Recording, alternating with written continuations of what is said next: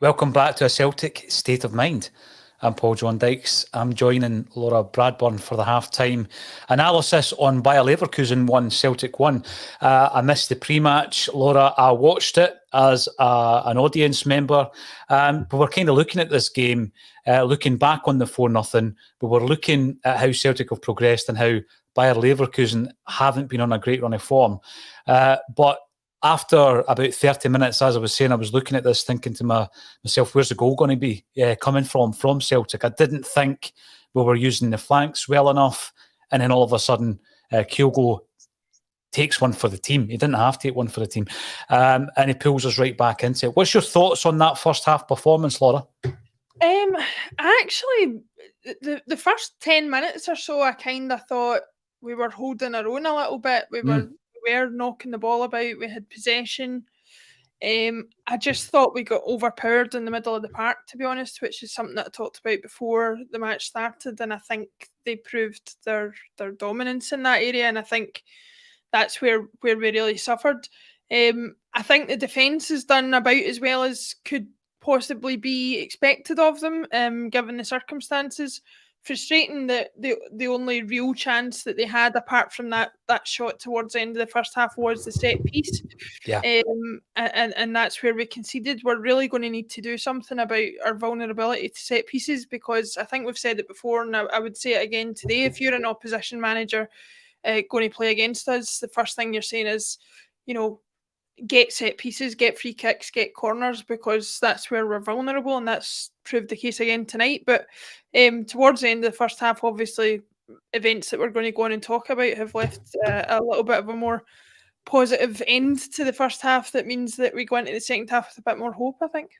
Oh, definitely. I mean, see, earlier on today on the ACSOM Bulletin at 12:30, Laura, one of the points we were talking about was the defensive element. I didn't quite get to the stage of me going on about the comments that had been made by our ex-player Davy Provan just yesterday, I think it was, where he was saying that he doesn't trust us at the back.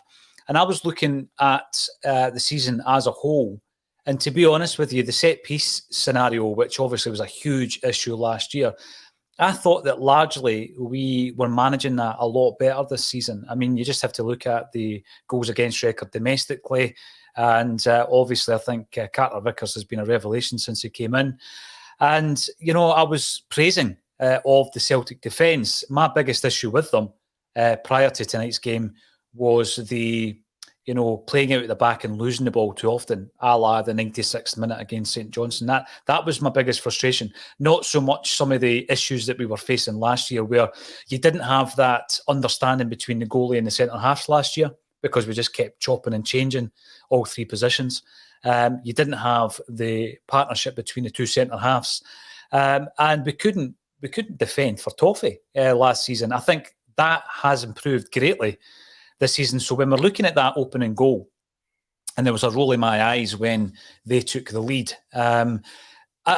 instantly it looks as though it's Welsh's fault. But when you watch the run and the origins of that actual run there, I think it would be unfair to Welsh. Yeah, he didn't do too well in challenging for the ball, but was it Ralston's man to mark? And should he have been checking that run? I think it's a big mistake that we all make when we're analysing a set piece, is that you think, well, the person going up to challenge for the ball, the defender going up to challenge for the ball, is the person responsible for averting the danger. And actually, the situation that Welsh will have found himself in is he's got a standing start where he's got to try and get up in the air and get the ball away against this Leverkusen player who's barreling in and got momentum on his side. So, like you say, the tracking player is the one that needs to really be causing the problem for him. And I think that in that case, that was Ralston. That should have been Ralston's ball. Having said that, I do think Welsh could have done more to block it. And at the end of the day, he's still got a job to do there to try and block anybody who goes towards the ball, especially if his role in the set piece is to attack the ball if it comes anywhere near his area. So I think they're both at fault, but I would probably apportion slightly more blame to Ralston, because if the Leverkusen player doesn't get to make the run, he doesn't get anywhere near the ball in the first place. So your danger's averted before it's even started. I think there was a particularly damning angle after the goal was scored, where it shows you his run And to be fair to Ralston, he was trying to track him, but he just came up against a wall of bodies and he wasn't able to get round them, unfortunately. Yes, it goes down as a set-piece goal conceded. But other than that, and a fairly heavy pass back from Juranovic, I've been pretty pleased with the defence. There was one moment that prior to us equalising, Welsh is screaming for the ball from Cameron Carter-Vickers, who is preferring to pass it out to Ralston in the first half. When Welsh finally gets it, he doesn't have an out ball and he passes it back. And this is the thing that was frustrating me at Celtic Park between Starfelt and Cameron Carter-Vickers. And I just felt that Bayer Leverkusen had our ticket on this, had our ticket marked on the way that we like to play the ball out from the back. However, when Juranovic got his opportunity, I feel that he was opening up to Jota down the left.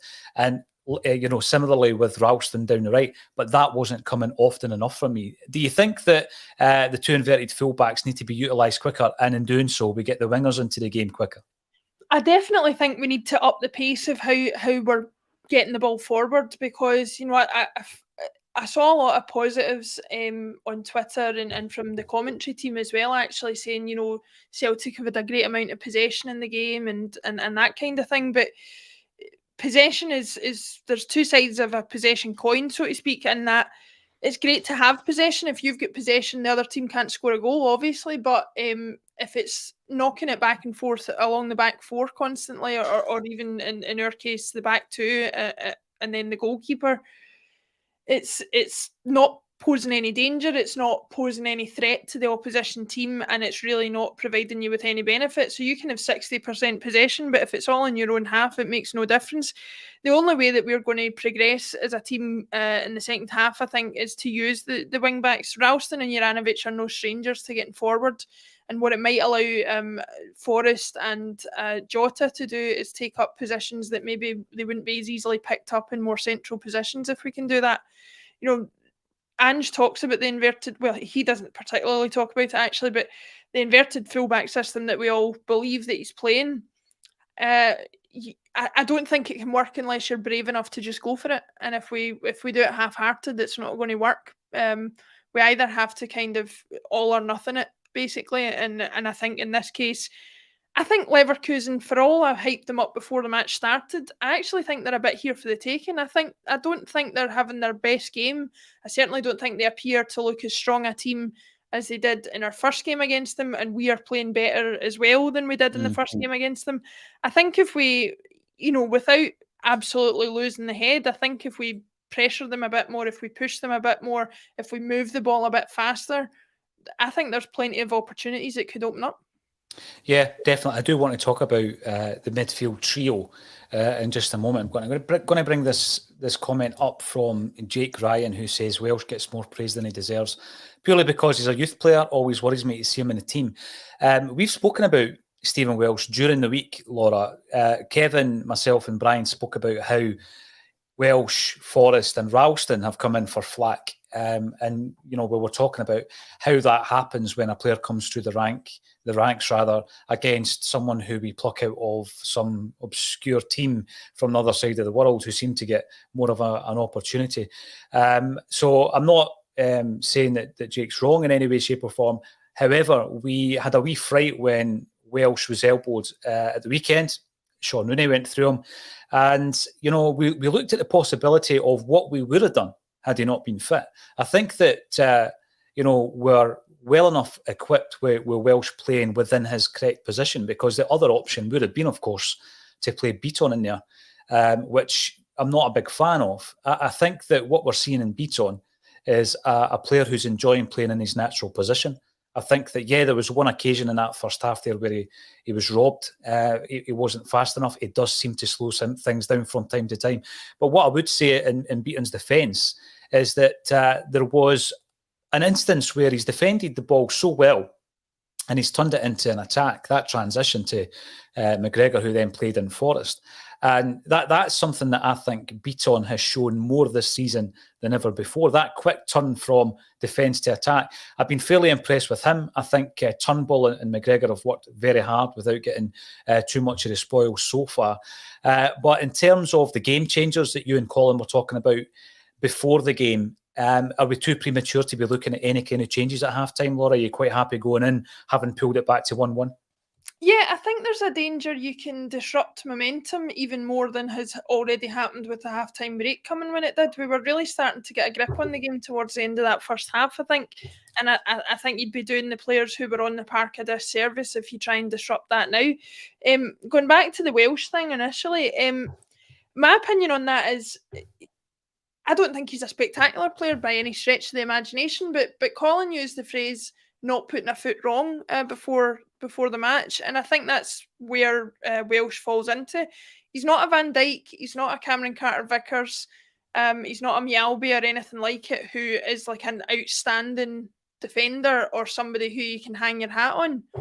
But he's reliable for me. I don't see him as a kind of liability, and I certainly don't agree with the comment that I'm worried when I see him in the team sheet. So obviously folks see different things when they watch players, and sometimes you just you see enough of a player to think, no, not for me. But in Stephen Welsh's case, I really like him.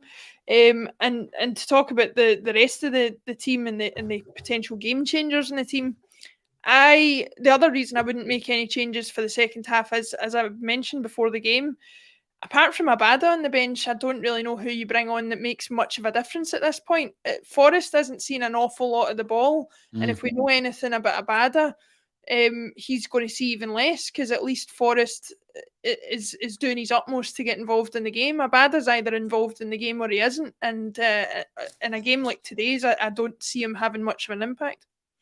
Well, I was listening with interest to your pre-match comments on the bench, and I think that although there are plenty of players on there that you would maybe utilise to shore up the last 10, 15 minutes of a game, Laura, I do agree that there's very few in terms of creative forces that you would look upon to come on and maybe change things up. One final point on Welsh. We're obviously playing a system where the centre halves are feeding the inverted fullbacks, and we're utilising them in that way. What I would like to see more of, and we've seen it in the first leg when Cameron Carter-Vickers played Kyogo, and it was one of the chances of the match, and it kind of broke the process, if you like, of playing through the inverted fullbacks, and where he's played a ball over the top, Kyogo ran onto it, and of course we would have expected a fully fit Kyogo perhaps to score that, but he was just thrown into that game on that particular night. Stephen Welsh is a fantastic passer of the ball. And I think that sometimes where you kind of break the lines, you get into the channels behind the fullbacks, and you get, Forrest or Jota to run onto them. That's where we finally get the defence on the back foot. That's where the defence is then facing their own goal. We've not had enough of that. On one occasion where we break down the left and Jota plays a brilliant pass into the middle.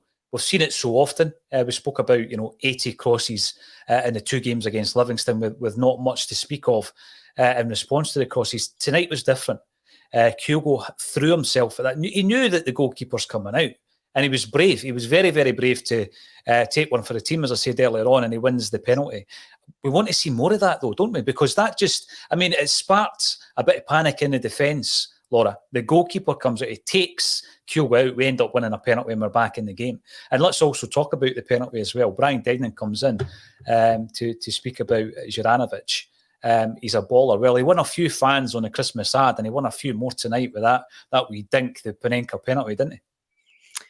He certainly did. The only bad reaction about it, and I saw a few comments on Twitter, was you were sitting thinking, why did we have Giakoumakis taking that penalty against Livingston? I don't think we're going to get over that for a long, long time. But somebody like Juranovic, who's got the confidence when we're 1-0 down to dink a ball, I mean, that's one of those situations where you either end up a hero or you look like an absolute idiot, and you've got to have some balls on you to do it and take the consequences of it. But as far as Kyogo winning the penalty, it's like you said, you buy a lottery ticket to try and win the lottery, and that's all it's about. If he doesn't stick his foot in there or his head in there or whatever it was that he ended up getting punched in the face for, then there is no foul, there's no opportunity for VAR, there's no opportunity for the penalty. And that's probably knowing that he was going to get hurt, probably knowing that he wasn't going to get the ball. he still did it anyway, not because necessarily he thought he was going to score a goal, but because there might be an opportunity to come out of it. And I used to be kind of negative when it came to that kind of thing, and I think it was a bit cynical. But as time goes on, I kind of think to myself, everybody else is at it. These things, you've got to get advantages, and you've got to get a hand up in these games as much as you can. And if doing something like that is how you're going to do it, then you've got to go for it. Absolutely. Now, Celtic have come out on the front foot in the second half, Laura, so we will rejoin the action. And I think there's more goals in this, judging by the first half performance by both sides. All that's left for me to say is there was about 1,000 of you watching that at half-time. Thanks for supporting a Celtic state of mind. And if you're on the YouTube channel, make sure to like the video and to subscribe. All that's left for me to say is Laura Bradburn. Thank you for joining me, and I'll see you at full time.